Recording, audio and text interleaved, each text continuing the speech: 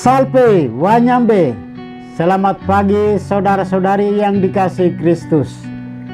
Mari kita mengawali hari baru dengan mendengarkan firman Tuhan yang diambil dari Injil Yohanes pasal 8 ayat 21 sampai dengan 30.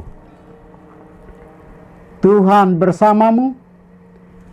Inilah Injil suci menurut Yohanes. Sekali peristiwa, Yesus berkata kepada orang banyak, "Aku akan pergi, dan kamu akan mencari aku, tetapi kamu akan mati dalam dosamu. Ke tempat aku pergi, tidak mungkin kamu datang." Maka kata orang-orang Yahudi itu, "Apakah ia mau bunuh diri?" Dan karena itu dikatakannya, "Ke tempat aku pergi, tidak mungkin kamu datang." Lalu Yesus berkata kepada mereka, "Kamu berasal dari bawah, aku dari atas. Kamu dari dunia ini, aku bukan dari dunia ini. Karena itu tadi aku berkata kepadamu, bahwa kamu akan mati dalam dosamu. Sebab jikalau kamu tidak percaya bahwa akulah Dia, kamu akan mati dalam dosamu." Maka kata mereka kepadanya, "Siapakah engkau?" Jawab Yesus kepada mereka, "Apakah gunanya lagi aku berbicara dengan kamu? Banyak yang harus kukatakan dan kuhakimi tentang kamu. Akan tetapi Dia yang mengutus aku adalah benar, dan apa yang kudengar daripadanya, itulah yang kukatakan kepada dunia."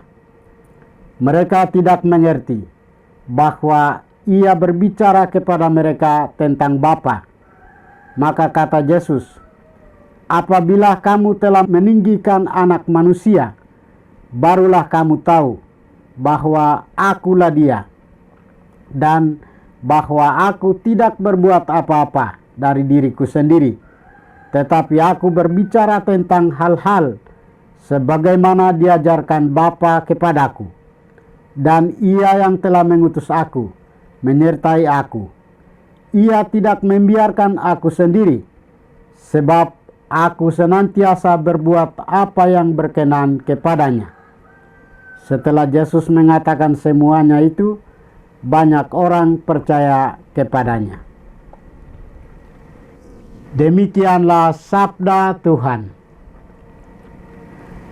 Saudara-saudari yang dikasihi Kristus, tema kita hari ini adalah "Aku berasal dari atas". Dalam bacaan Injil hari ini, Yesus menjelaskan siapa dirinya kepada orang Yahudi. Dia menjelaskan bahwa Ia berasal dari atas, bukan dari dunia ini. Yesus menjelaskan bahwa Ia berasal dari Allah. Maka Ia berkata, "Aku akan pergi, dan kamu akan mencari aku, tetapi kamu akan mati dalam dosamu. Ke tempat aku pergi, tidak mungkin kamu datang." Orang Yahudi tidak dapat menangkap penjelasan Yesus ini. Mereka tidak mengerti dan tidak percaya. Sehingga muncul pertanyaan bagi mereka, apakah Ia mau bunuh diri? Maka dikatakannya, "Ke tempat aku pergi, tidak mungkin kamu datang." Orang Yahudi memang tidak mengerti bahwa Yesus sebagai utusan Allah. Mereka memakai cara pikir manusiawi untuk melihat asal-usul dan identitas Yesus. Dengan menyebut asalnya, Yesus sudah menegaskan dan menjelaskan identitasnya yang ilahi. Dengan demikian, otoritas yang dimilikinya adalah otoritas ilahi. Yesus telah menjadi sumber pesan yang jelas. Ia menyampaikan siapakah dia dan Bapanya, bahwa ia hanya melaksanakan perintah Bapanya. Barang siapa tidak percaya padanya akan mati dalam dosanya. Saudara-saudari terkasih, orang yang kurang beriman dan tidak dekat dengan Yesus dan tidak mendengarkan firman-Nya memang sangat sulit untuk mengerti maksud Yesus. Maka kita diajak untuk memaknai apa arti hidup beriman dan mengikuti Yesus. Menjadi pengikut Yesus berarti bersedia untuk menerima Yesus dengan sepenuh hati, dengan segenap akal budi. Menerima juga sebagai otoritas ilahinya. Dengan menerima otoritas ilahi, maka kita percaya bahwa kita adalah milik Allah. Kita sebagai milik Allah, kita harus hidup sesuai dengan identitas kita sebagai pengikut dan murid Kristus. Bagi kita yang percaya kepada Yesus setelah kebangkitannya, barangkali lebih mudah mengimani bahwa Yesus itu putra Allah. Hal ini disebabkan karena kepada kita semua sudah dijelaskan tentang siapa Yesus setelah dia bangkit. Mari kita berjuang untuk bisa memahami maksud dan pesan Tuhan Yesus dalam hidup kita sehari-hari.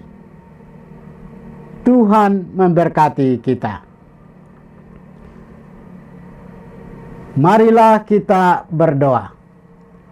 Tuhan, kami bersyukur kepadamu karena Engkau sudah menjaga kami saat kami tidur maupun bangun.